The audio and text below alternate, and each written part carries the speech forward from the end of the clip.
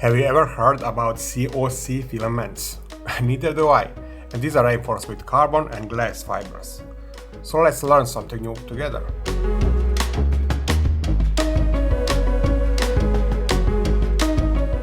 Hello, welcome to my tech farm. Another filament review, but this time completely new filament type for me and first time on this channel. This is Palitra Rizium COC filament, and these 3 boxes are sent to me by the company in exchange for the review. There is no additional payment from their side, but this video and the whole channel is sponsored by Polymaker, who is supporting my research activity.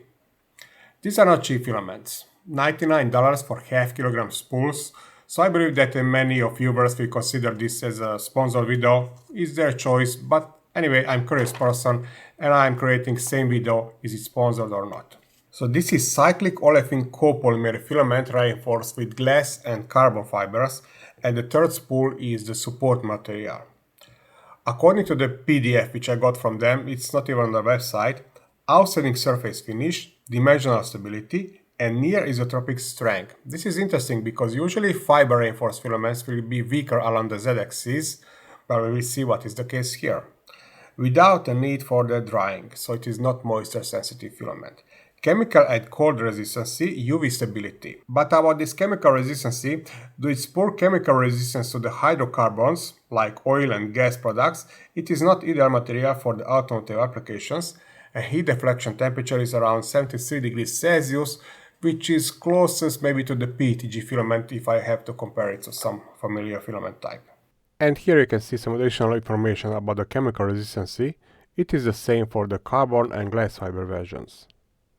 So this is carbon and glass fiber version, and this is the support material.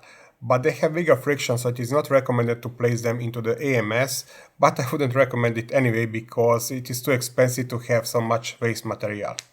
So for this we need some kind of tool changer, and in this case I will use the H2D.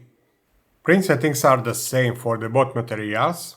Enclosure is not necessary. The nozzle between 220 and 260 degrees Celsius, bed 90 degrees Celsius, texture PI sheet should work fine, cooling between 20 and 70%, and the speed between 40 and 250 mm per second. I can see quite a lot of similarity to the PETG filament print settings. And because of these fibers, we need some wear resistant nozzle too. But let's unbox it and then to see is it expensive with the reason. Carbon fiber version. Not vacuum packaging, but there is a desiccant inside. I think the reason for this cheaper packaging is that it is not so sensitive to moisture.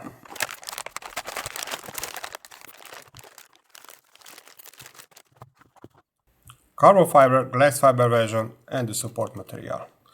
Tricky, looks like they have more filament on the spool here, but there is some material below it. Let's see how brittle is the filament, carbon fiber version.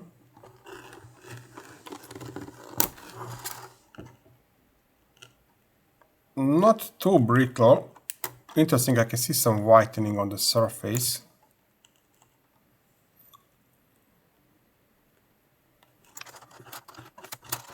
And definitely I would suggest them to use some better spools with more holes for locking the end of the filament. See the problem? Only these two. And I have big waste material. Glass fiber version. Moderate brittle. Let's measure. Spool is now very full because of this foam below, and this may be a problem. See, it's falling down. Start angle 25 degrees. Around 95. Okay, it is not too brittle. Carbon fiber version, start angle 20 degrees.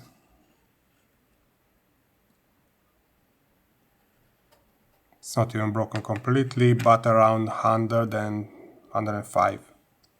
Support material, it's very transparent and not brittle at all, but of course you don't have any fibers in it. And see here we don't have this foam below, so it will not fall down from the spool, so I don't really like when it is so full.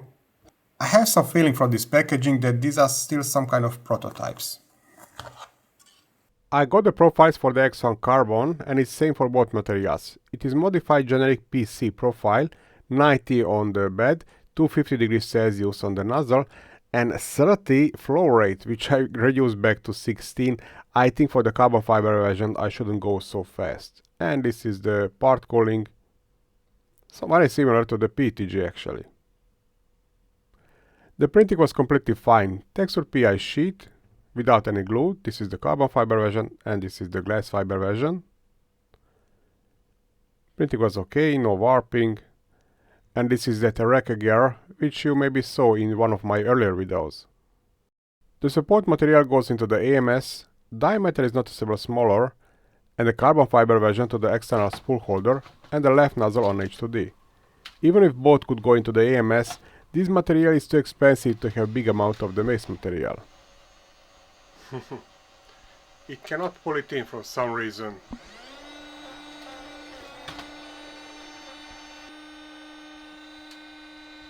I tried other slots too, I'm not sure what is the reason, and that just to show that everything is okay with the AMS unit. This is transparent PETG. I hope I can do it with one hand.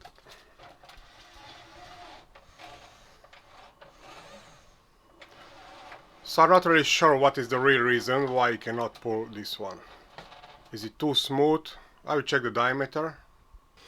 I already measured, I can see the diameter is just a little bit smaller, but this shouldn't be the real problem, so I'm not sure what is the reason. Just one more attempt and now on H2S, but basically this is the same AMS unit, same type.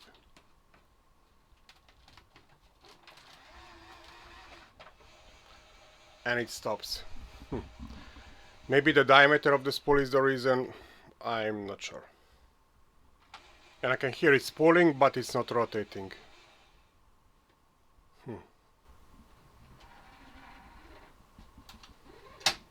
And I can easily pull it out. One more attempt on Prusa Mark IV, and I will try to change the filament manually, adding here the command for the filament change. Because I'm very curious, I want to see how these two materials stick to each other. The support material I will test with the COC-CF version, which is loaded successfully. Printing was fine, and at this moment the M600 command was triggered. And I'm replacing the filament manually. This is speed up time-lapse video.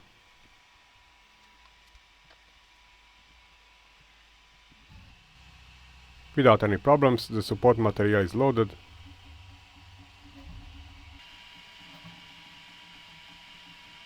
Printing is almost finished. Just quick bed adhesion check, but it has some glue from the previous printing. Oh, okay, maybe I should raise the temperature with the next printing, but let's test this. Even the arm has the weight of 2.8 kilograms, which was enough to break the test object. 2.2. Similar with the second object. If we take a closer look, we can see that the break was not on the switching layer, but somewhere on the support. This means the support material have a very weak layer adhesion. In theory this is okay, but I like stronger support materials, it's easier to remove them and useful with tall thin elements. I also measured the shrinking. For the glass fiber version it's more than average ABS, but not typical for fiber reinforced material. The carbon fiber version had much better dimensional accuracy. Design length is 80 mm. Tensile test horizontal printed objects, glass fiber version. Carbon fiber object. And as always, very big question what to include for the comparison, and this time I decided it will be average fiber reinforced PETG, and in that summary table I have 14 pieces. In future maybe I shouldn't include anything, because I always get the comments that I choose the wrong filament type. I mean, my Patreon supporters can choose any other in just few seconds. And on this graph we can see that more or less this is very similar in all three cases. Layer adhesion, glass fibers. Carbon fiber version. And again very similar values in all three cases, and here you can see my rating for this size of the test object, and this is actually good layer adhesion, but what I'm missing here is that a near isotropic property which they claim in the specifications. Shear test horizontally printed side-by-side glass and carbon fibers. Shear test vertically printed objects. Printed in horizontal position, fibers always helps here, and looks like the carbon fibers helps a little bit more than glass fibers, my experience from earlier testings too. Printed in vertical position, layer adhesion is important, small advantage on the side of the average PETG, but I think this difference is not significant. Torsion test starting with horizontally printed versions. 1.2. Loaded 90-degree rotation.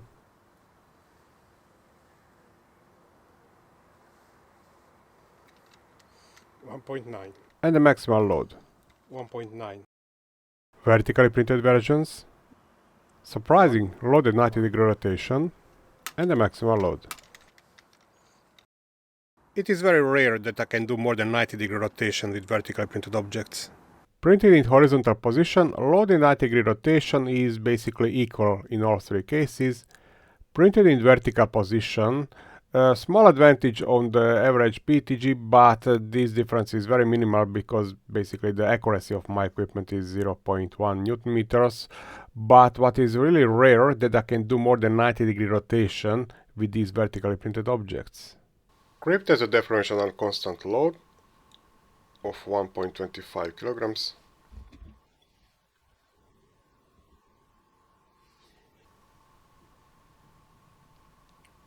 $14.24. 13.26. Day 5, the last measuring. 15.13.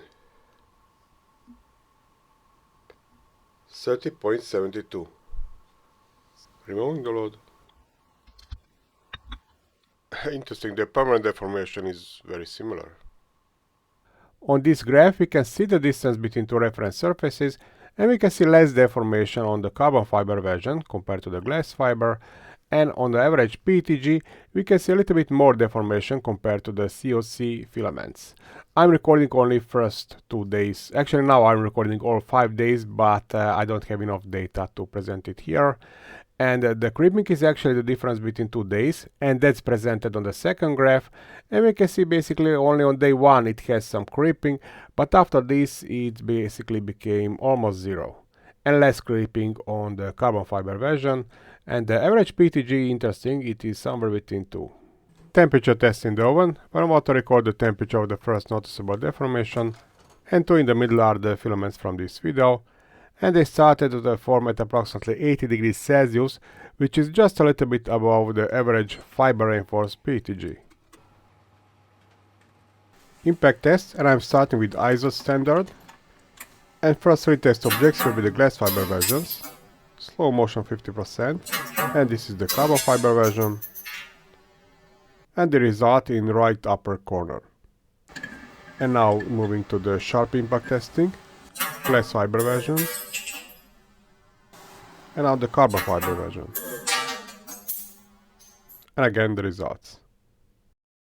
From these 3, average fiber reinforced PETG is the most brittle, and if we compare the glass and carbon fiber, we can see that the glass fiber is slightly tougher, and similar ratio we can see on the Sharpie testing, only here I don't have the PETG because I started this much later. 3-point bending test. Distance between supports is 50 mm, and I'm placing these loads one by one and measuring the deformation after 1, 30 and 60 seconds. And currently this is the deformation under 10 kilograms. We can see that the 2 COC filaments are stiffer compared to the PETG, and also they handle better this 10 kg load, less deformation during this 1 minute under 10 kilograms. And if we compare these two, the carbon fiber version is stronger compared to the glass fibers. Since their permanent deformation is very minimal and I'm playing with my new universal testing machine, I decided to use them for this bending. I'm just collecting new data and learning about the machine. This is the glass fiber version, and I will not speed up this part because you will see the break type is different. This one breaks more suddenly. And here you can see the graph and the maximal load in newtons. And this is the bending strength and elastic modulus. And this is the carbon fiber version. Again, real-time speed, no speeding up, because this time the break will be different. Actually, it will stop the testing because it reached 50% of the maximal load at this moment, and it stopped the measuring. I can break it with my hand. And again, maximal load and the graph. And here the bending strength and elastic modulus. I will explain them in a separate video.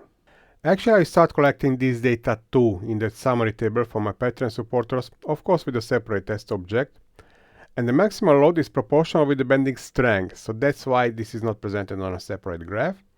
And we can see the bending strength of the glass fiber version is even a little bit bigger compared to the carbon fiber version. But the elastic modulus of the carbon fiber is noticeably bigger compared to the glass fiber version, because these depend from the deformation too. If you're not familiar with these two expressions, soon I will create a very simple video when I explain this, because you will see a lot these two expressions in my future videos. Our results one more time: creep test, tensile test and the layer adhesion, shear test, horizontal and vertical, bending test, deformation under these loads after 30 seconds, bending test, deformation under these loads after 1, 30 and 60 seconds, torsion test, horizontal and vertical, temperature test, and the impact test, ISO and Sharpie. Now the conclusions. I still have the feeling that these are some kind of prototypes, and I don't want you to get a wrong picture, but watching only mechanical properties, nothing special about these filaments. I mean, much cheaper carbon fiber PETG is, for example, not much weaker compared to these COC filaments. But as you can see in my testings, mostly mechanical properties are tested. But there are many other things which I'm not testing, for example, chemical resistance, moisture sensitivity and similar.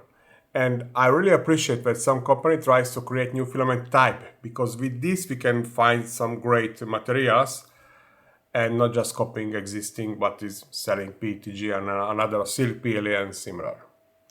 Okay, so this is my experience with these COC filaments. If you have some other experience, because this is completely new filament type for me, you know, few lines down in the comment section. Thank you for watching this video until the end, and happy printing!